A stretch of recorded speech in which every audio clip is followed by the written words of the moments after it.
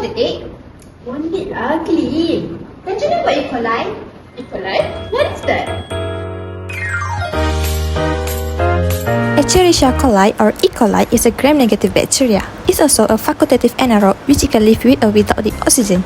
It also has the presence of flagellum that helps it to move around.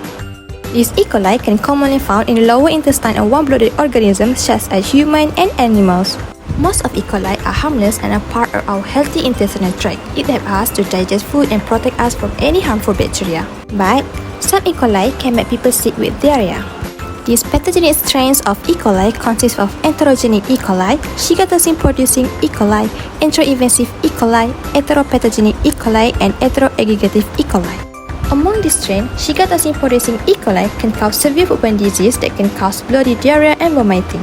Now, let's discuss the mode of transmission of E. coli. They commonly spread through several routes. People can become infected by eating contaminated food, especially undercooked meat or unwashed vegetables, by drinking contaminated water or beverages, through direct contact with infected animals, or by person-to-person contact with someone carrying the bacteria. In 1993, hundreds of customers in the Pacific Northwest got sick from E. coli and 4 little kids died. Inside the body, E. coli begins its pathogenesis. First, it enters the host through the mouth. It then survives the acidic environment of the stomach and reaches the intestine, where it attached and colonized the intestinal lining. Certain strains produce shigatoxin, a powerful substance that damages intestinal cells, causing diarrhea and bleeding. The toxin can also enter the bloodstream, leading to microvascular injury and, in severe cases, death.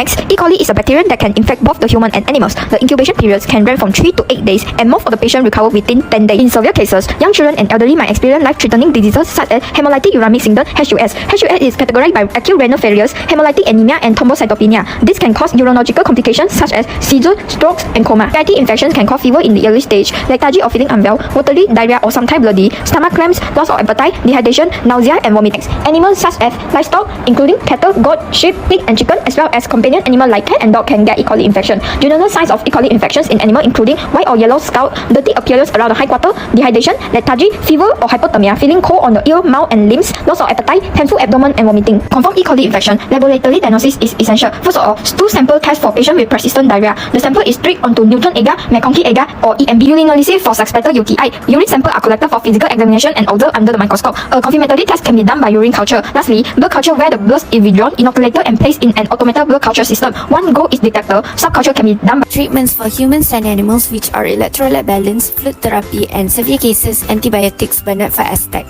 These are the preventions for E. coli infection. Vaccine approved by DVS, which are avian, polio E. coli, and porcine, little guy LTC. Moving on to biosecurity, which are food deep, reducing egg fecal contamination, and good ventilation. Responsible use of antibiotics. Have you heard about AMR? Do you know that some families of tetracycline and penicillin in poultry are also taken by humans? Antibiotics working like yours. That's adorable. I give up. You win. So, always keep track of the withdrawal period. Don't forget to cook your meat, keep your meat stored safely, and don't forget to wash your hands and boards before and after handling. Lastly, keep milk clean, get it tested, and drink only pasteurized milk for safety.